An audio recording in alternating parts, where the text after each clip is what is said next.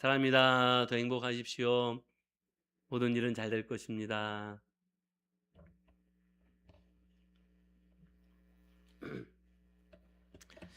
예, 감사합니다. 말씀 함께 나누도록 하겠습니다. 오늘 대림절 이제 두 번째 주일을 맞이했습니다. 지난주에 잠시 지난주에 우리가 말씀을 함께 나누었던 것처럼 대림절은 이미 오신 우리 가운데 이미 오신 예수님의 그 은혜를 기억하면서 기쁨과 감사로 우리에게 허락하신 그 은혜들을 누리는 것뿐만 아니라 다시 오실 재림하실 예수님을 소망하며 깨어있는 삶으로 살아가는 그 성도의 성도다움을 다시 한번 돌아보는 그런 기간이 이제 대림절 기간이다라는 말씀을 이제 지난 시간에 이미 오신 예수님과 그리고 다시 오실 그 예수님 사이를 살아가는 성도들이라는 말씀을 함께 나누면서 지난주에 함께 이 이야기를 함께 나누었습니다. 오늘도 이제 이 강대상 옆에 대림절 이 초 장식과 함께 초에 불이 켜져 있는데요. 이제 전통적으로 이 대림절 절기에는 네 개의 초를 하나씩 하나씩 순서대로 밝히게 됩니다. 이 네 개의 촛불을 밝히면서 우리에게 주시는 메시지들을 기억하며 주님 오심을 기다리는 그런 절기가 바로 이제 대림절인데요. 지난주에는 이제 첫 번째 초에만 이제 불을 밝혔었죠. 첫 번째 촛불은 소망의 의미를 가지고 있는 초죠. 그래서 소망을 의미하고 다시 오실 주님을 소망하며 깨어있는 삶을 살아가는 것에 대한 말씀을 그래서 나누었습니다. 오늘 이제 두 개의 초가 밝혀져 있는데요. 오늘 밝혀진 두 번째 초의 의미는 평화 또는 회개의 의미를 가지고 있는 그런 불입니다. 그래서 이 평화의 메시지뿐만 아니라 또 회개의 메시지가 이 대림절 두 번째 주간에는 우리에게 도전하시는 하나님의 메시지가 되기도 합니다. 오늘 이제 이 대림절 두 번째 주일을 보내면서 이 두 번째 촛불을 밝힌 것처럼 어둠 속에 진정한 빛이 들어오시는 온전한 빛으로 우리가 빛을 누리면서 살아가게 되는 것들을 기대하고 소망하면서 이 기다리는 삶을 살아가는 성도들이 가져야 될 또 한 가지 이 대림의 자세가 바로 회개라는 것, 오늘 이 두 번째 촛불을 밝히면서 오늘 말씀을 통하여 깨달을 수 있는 그런 이 아침이 될 수 있기를 간절히 소망합니다. 우리가 살아가는 삶이요 참 바쁘지요. 네, 제가 우리 성도님들의 삶을 제가 성도님들의 삶 속에 들어가는 시간이 제가 우리 성도님들을 위하여 기도하는 시간이거든요. 그래서 제가 우리 성도님들을 위하여 기도할 때 제 머릿속에 생각과 마음이 우리 성도님들의 삶으로 들어가요. 근데 사실 우리 성도님들의 삶을 한 사람 한 사람 이렇게 생각하면서 기도하다 보면 아유 우리 성도님들 참 바쁘게들 사신다라는 그런 생각을 하지 않을 수가 없어요. 그런데 그럼 안 바쁘게 살 수 있느냐? 참 시대가 바쁘지 않고 살아가기가 참 어려운 시대를 우리는 살아갑니다. 참 분주한 시대를 살아가고 있습니다. 그 가운데도 이제 연말은 더 바쁘지요. 연말은 더 바쁜 시간입니다. 이 연말이 되면 우리 삶이 또 얼마나 복잡해지고 또 얼마나 분주해집니까? 마음은 급하고요. 할 일은 많은데 막 마음만 급하고요. 할 일은 막 아직도 쌓여 있는 것 같은데 삶은 막 생활은 잘 정돈되지도 않고 그렇게 막 정돈되지 않은 채 어수선하게 또 한 해를 마무리하곤 하는 게 또 우리의 삶이었지 않습니까?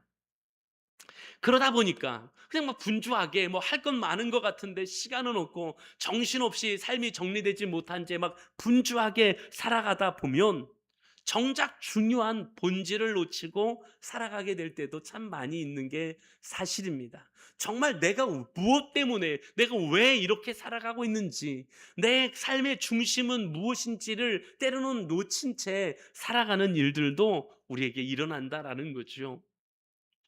지난 주일에 제가 우리 청년들 NYI 예배 설교를 하면서 우리가 성탄을 준비하는데 본질을 놓치지 말고 성탄을 준비하는 사람들이 되자라는 말씀을 우리 NYI 우리 청년들과 함께 말씀을 나눴어요. 그러면서 성탄을 준비하는 사람들은 적어도 성탄의 본질이 무엇인지는 알고 성탄을 준비하는 게 맞지 않는가? 그럼 성탄의 본질은 무엇인가? 성탄의 본질은 다른 건 다 잊어버려도 성탄의 본질이 무엇입니까? 예수님이 우리 가운데 오신 날이라는 거죠. 그게 첫 번째고요. 두 번째 성탄의 본질은 뭐냐면요. 그분이 오셨는데 누구를 위하여? 나를 위하여 오신 날이다 라는 걸 기억하는 게 성탄의 본질이다라는 이야기를 지난주에 우리 청년들과 함께 말씀을 나눴는데요. 이렇게 우리가 본질을 기억하는 게 너무너무 중요한 것이죠. 오늘 우리 지난 NYI 설교와 조금 맥을 같이 할 수 있는데, 결을 좀 같이 할 수 있는데, 좀 다른 면에서 또 다른 본질의 부분을 좀 생각하는 오늘 주일 아침이 되기를 소망합니다.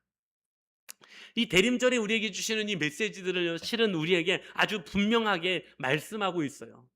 야, 너 많은 일을 하려고 하지 말고, 뭐 대단한 일을 하려고 하지 말고. 그렇잖아요. 사람은 뭔가 일을 많이 해야 된다고 생각하고요, 뭔가 대단한 일을 해야 된다고 생각하는데요, 대림절에 우리에게 주시는 메시지들은요, 많은 일을 하려고 하지 말고, 대단한 일을 하려고 하지 말고, 본질을 놓치지 않는 신앙인, 본질을 놓치지 않는 삶이 되어야 한다라고 말씀하고 계시다는 사실을 우리는 기억해야 될 줄로 믿습니다.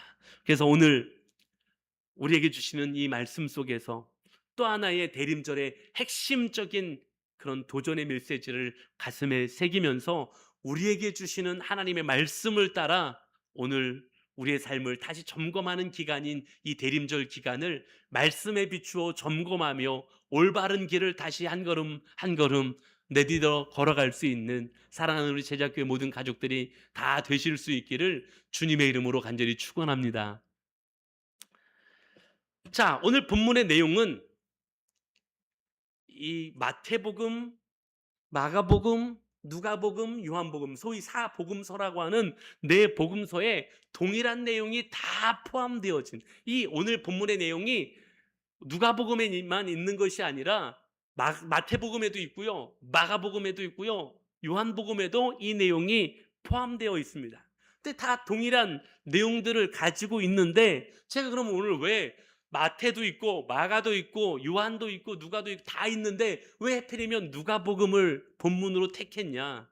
목사님이 좀 마태 마가보다는 누가를 좋아하시는가 보다, 뭐 이렇게 생각하실지 모르겠는데, 왜 제가 오늘 다른 복음서에서도 다 있는데 왜 하필이면 누가복음의 본문을 택했을까?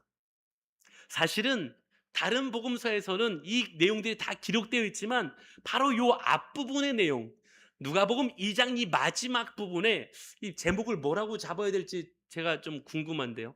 뭐 예수님 실종 사건, 뭐 이렇게 할 수 있는 예수님을 잃어버렸던 사건에 대한 기록이 다른 복음서에서는 기록되지 않는데 이 누가복음 2장에는 이 이야기가 기록되고 있거든요. 그래서 이 누가복음 2장에 기록되어지는 이 이야기와 오늘 누가복음 3장의 이야기를 같이 살펴봐야 된다고 생각했기 때문에 다른 복음서를 본문으로 하지 않고 이 누가복음 3장을 오늘 본문으로 삼았습니다. 자, 그럼 누가복음 2장의 이야기를 해야 되겠죠. 누가복음 2장의 마지막 등장하고 있는 이야기는 어떤 사건이냐면 예수님의 육체적인 아버지요 어머니인 요셉과 마리아가 이제 6월절 명절을 보내기 위해서 예루살렘에 갔던 이야기가 등장하고 있습니다. 6월절 명절을 지키기 위해 예루살렘에 갔다가 이제 명절을 지키고 예루살렘에서 집으로 돌아가고 있는, 나사렛으로 돌아가고 있는 길이었습니다. 그런데 하루쯤 가다 보니까 예수님이 없어요. 예수님을 잃어버렸습니다. 예수님이 어디 갔는지 없어요. 아니, 자기 아들을 잃어버렸다고요. 그래서 결국 사흘 동안이나 예수님을 잃어버린 아들 예수님을 찾는 이야기가 등장하죠. 그리고 결국 찾습니다. 어디에서 찾습니까? 예루살렘 성전에서 다시 예수님을 찾게 되는 이야기가 바로 앞부분인 누가복음 2장 마지막 부분에서 등장하는 이야기였습니다. 사실 잘 이해가 되지 않습니다. 여러분 한번 생각해 보세요. 아들을 길 가다가 잃어버렸고 그것도 하루나 잃어버리고 있었다는 게 잘 이해가 되십니까? 사실 잘 이해가 되지 않는 이야기이긴 합니다. 어떻게 자녀를 잃어버릴 수 있지? 자녀를 잃어버릴 수 있나요? 그러나 우리가 가만히 생각해 보면 유대인들이 당시 명절을 지키는 그 어떤 풍습을 생각해 보면, 그리고 그 명절을 지키기 위해 그 모든 유대인들이 예루살렘을 방문했다가 다 같이 돌아가는 그 풍습 속에서 이러한 일들이 종종 일어날 수 있었다라는 거죠.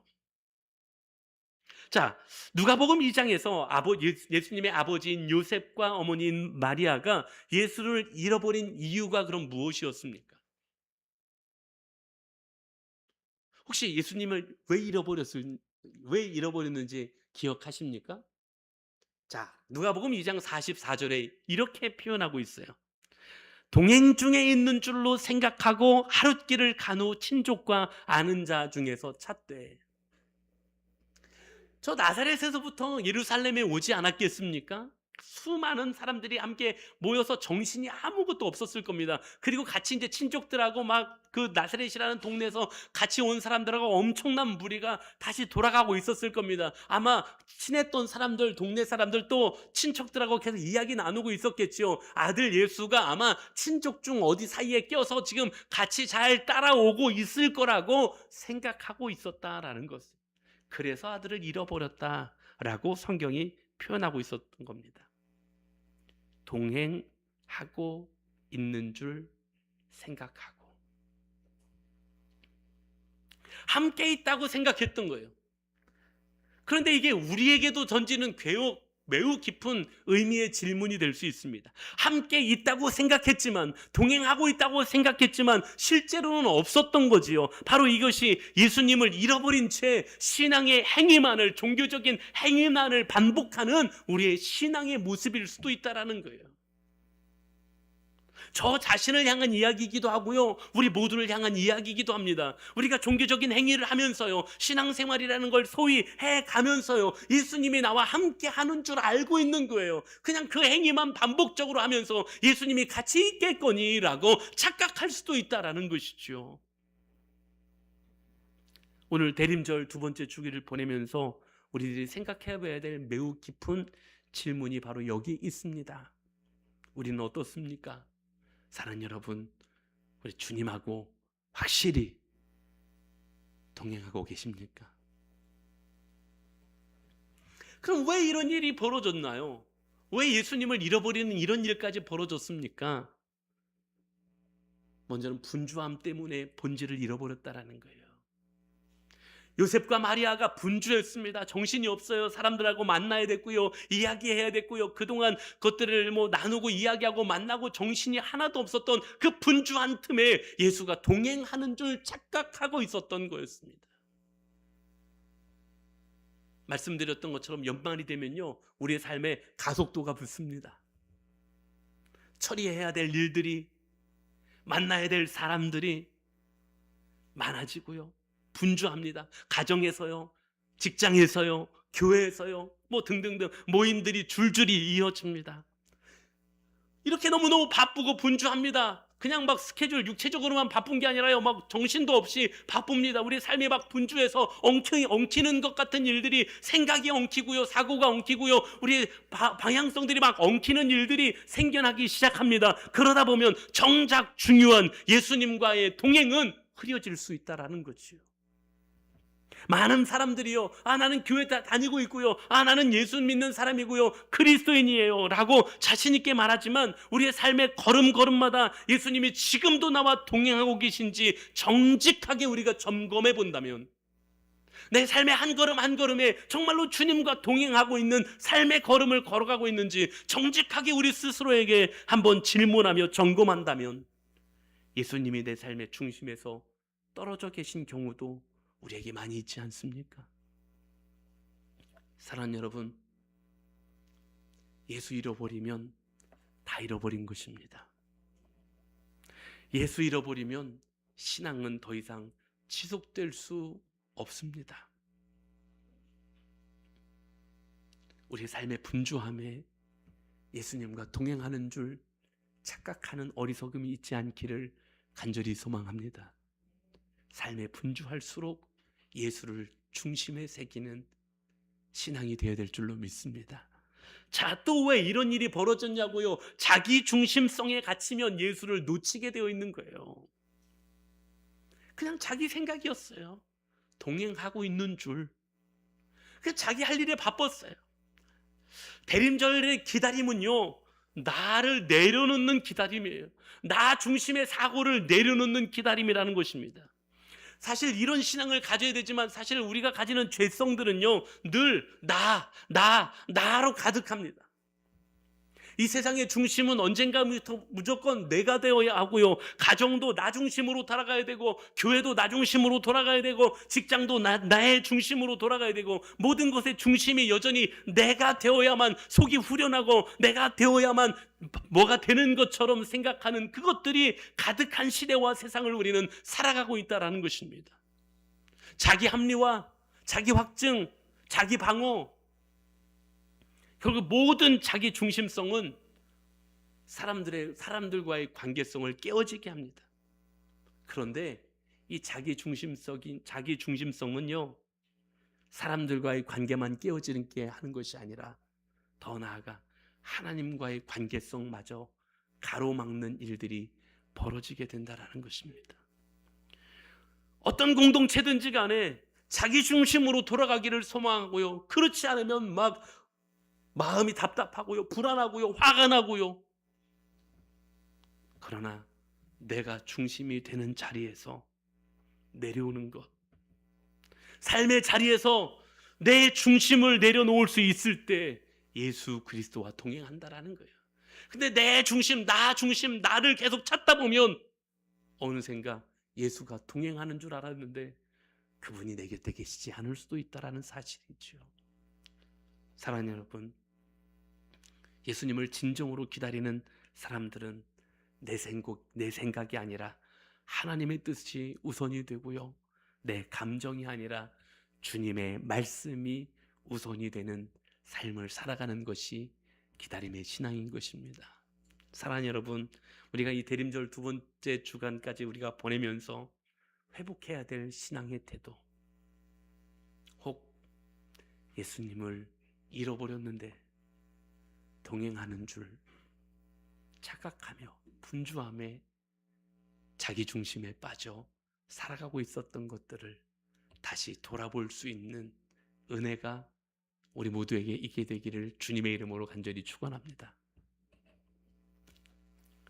자, 그러면 이 누가복음 2장에 예수님을 잃어버렸던 사건 이후에 이제 3장이 기록되는데, 오늘 본문의 3장은 세례 요한의 회개 선포의 내용이 기록되는 것이 이제 누가복음 3장입니다.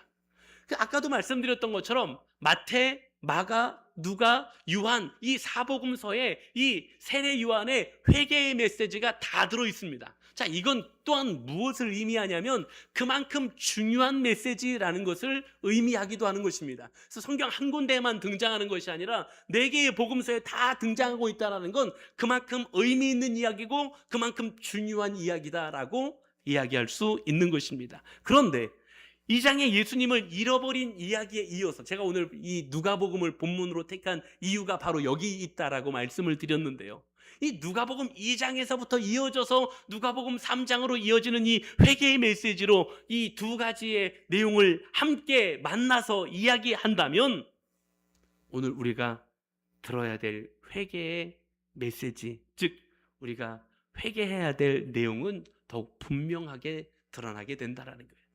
오늘 우리가 회개해야 돼. 무엇을 회개해야 되느냐? 잃어버린 예수, 즉 예수를 잃어버린 채, 본질이신 예수님을 잃어버린 채 살아가고 있었던 우리의 삶을 우리가 회개해야 된다라고 오늘 성경은 우리에게 말씀하고 계심을 기억하실 수 있기를 간절히 소망합니다. 본질을 잃어버린 신앙, 예수님을 잃어버린 채 살아가는 신앙에서 우리는 회개하여 돌이켜 다시 하나님 앞으로 나와야 한다. 이것이 바로 대림을 보내는 또 하나의 중요한 신앙의 모습이라고 오늘 두 번째 촛불을 밝히면서 우리에게 말씀하고 계심을 우리는 기억해야 될 줄로 믿습니다. 예수님보다 먼저 이 땅에 와서 예수님이 가셔야 될 길을 준비했던 세례 요한은 광야에서 외치는 자의 소리로 그의 사명을 감당하고 있었어요. 그래서 오늘 본문에 보면 세례 요한은 이 3장의 이야기를 함축해서 이렇게 이야기합니다. 회개하라. 그리고 주의 길을 준비하라. 그리고 그의 오실 길을 곧게 하라 라고 말씀하고 있었어요. 이 세례 요한이 증거하고자 했던 메시지는 사실 하나, 회개하라 라는 것이 가장 강력하죠. 회개하라 라는 것이었습니다. 근데 여기서 회개라는 것은 단순히 눈물을 흘리면서 내가 이렇게 잘못했구나 라고 후회하는 감정을 갖는 게 회개가 아닙니다.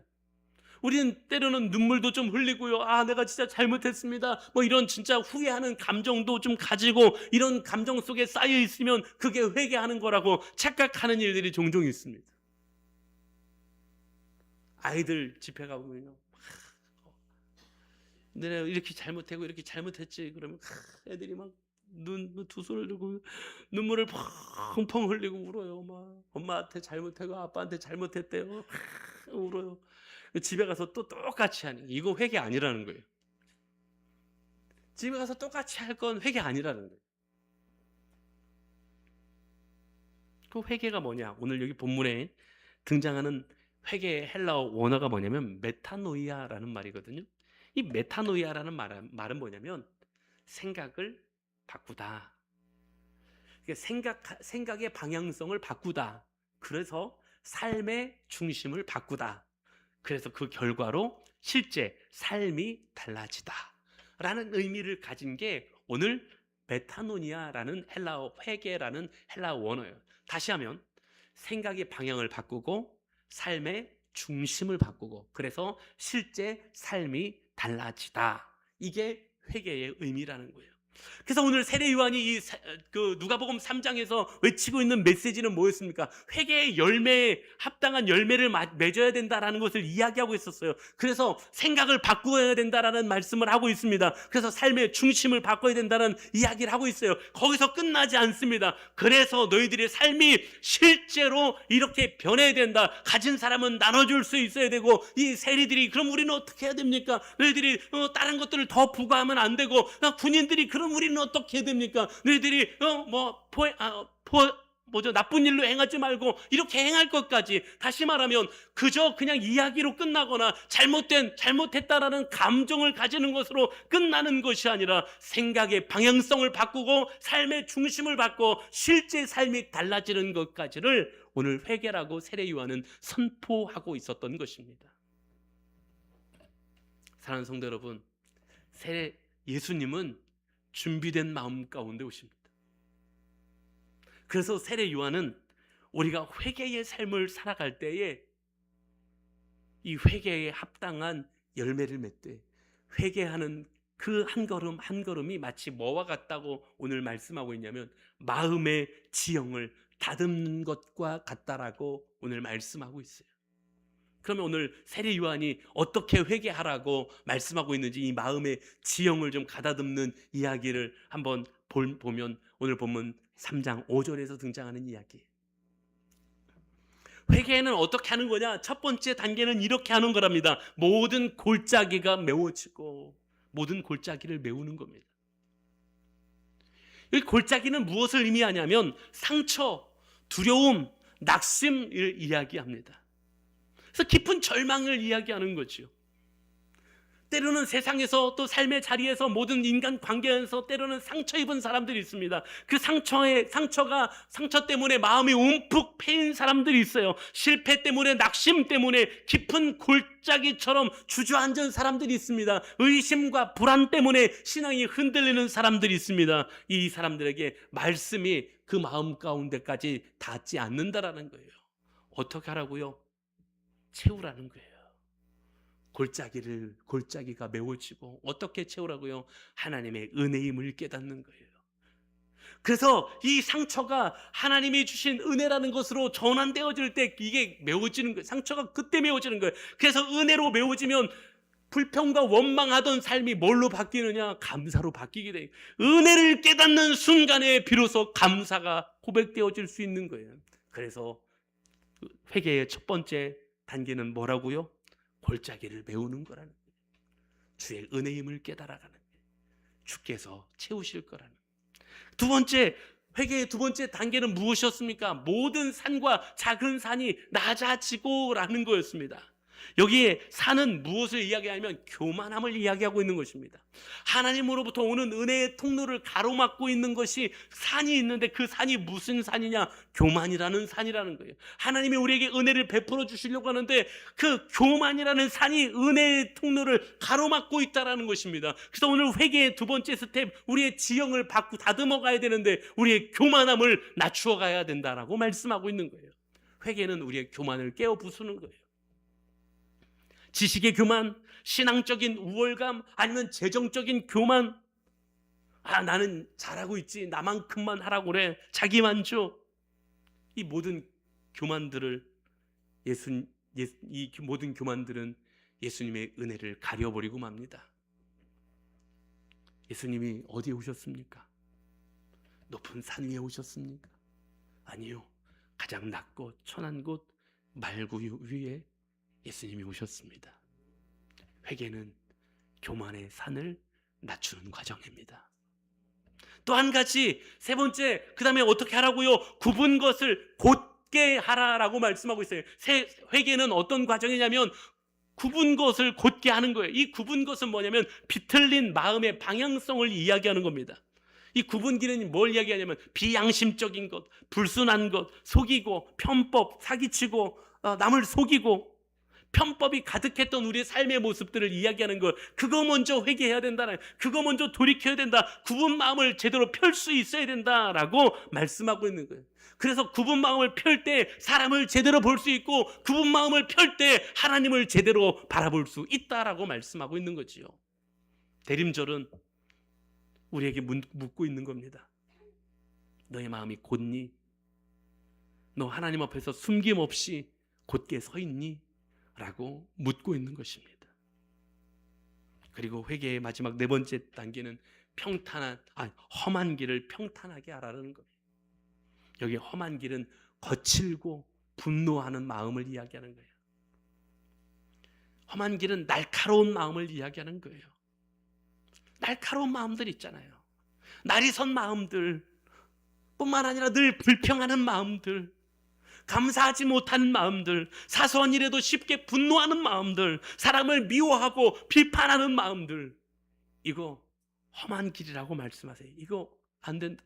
회개해야 되는 과정이라고 말씀하세요. 어떻게? 평탄하게 하라는 거예요. 험한 길에, 험한 마음 속에 절대로 평강의 주님이 임하실 수 없다라고 말씀하시는 거죠.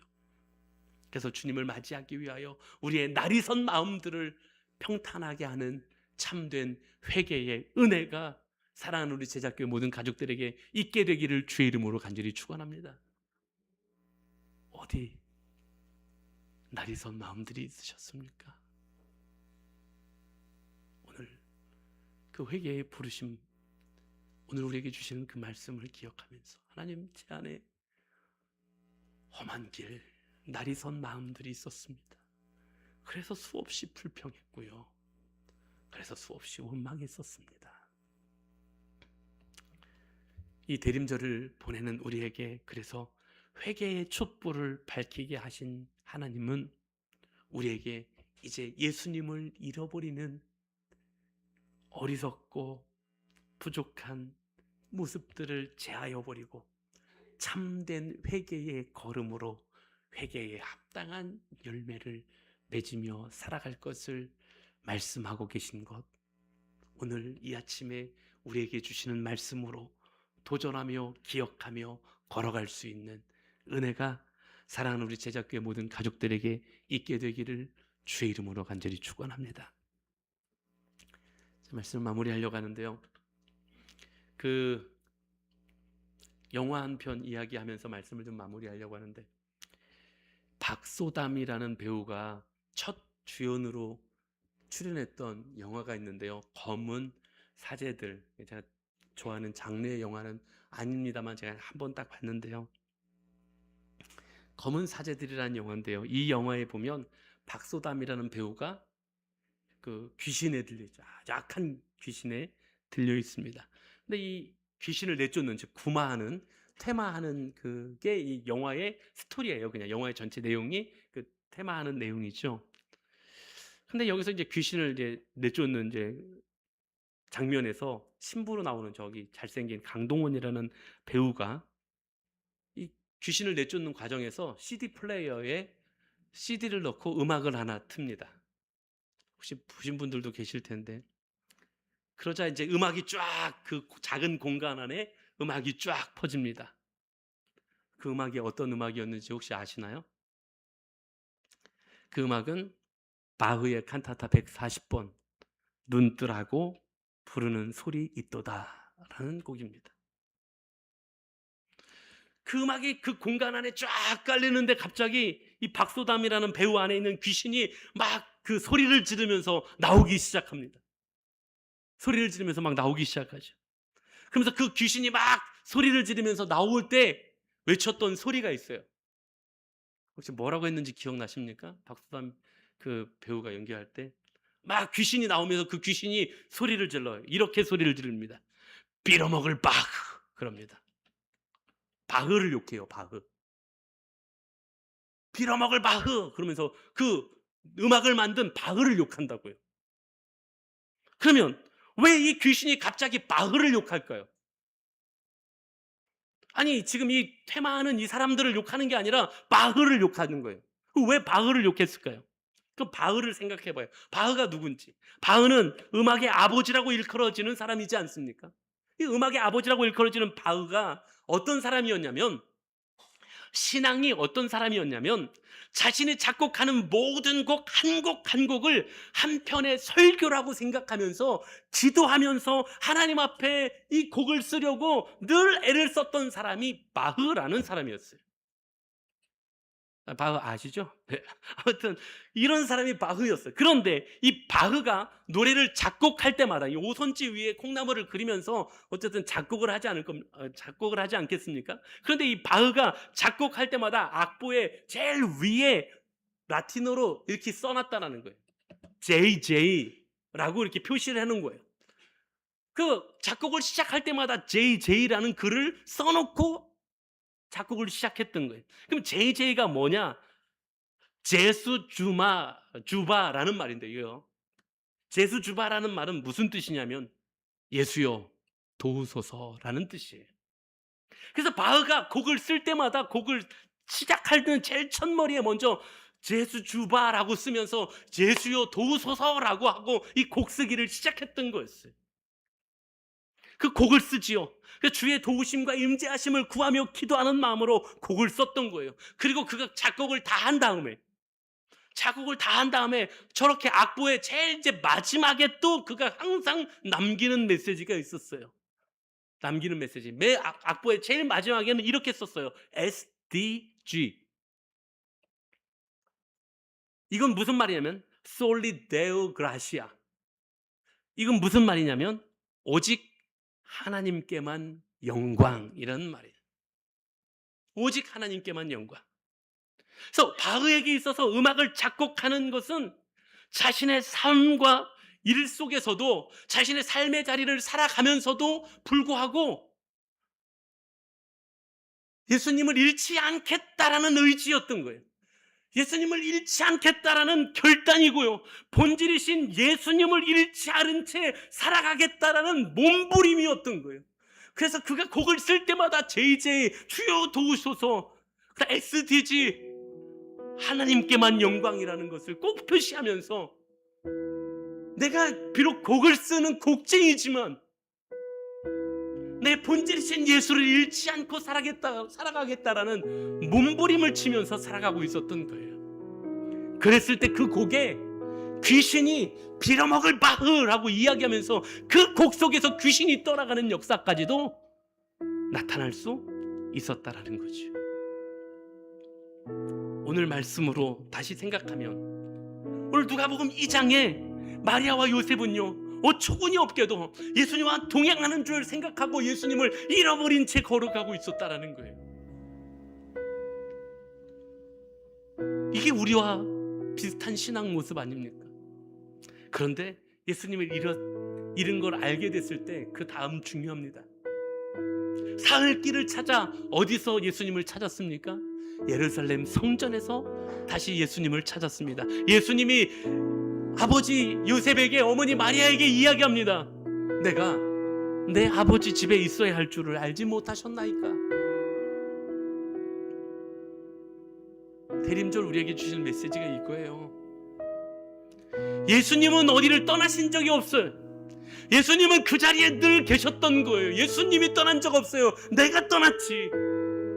예수님이 동행하는 줄 착각하면서 나 혼자 떠났지, 예수님은 내 곁을 떠나지 않으시려고 했다라는 거예요. 예수님은 그 자리에 항상 계셨다라는 것이고 예배의 자리에 항상 계셨다라는 거고요. 우리가 흔들리던 그 순간에도 예수님은 우리와 함께하고 계셨다라는 거예요.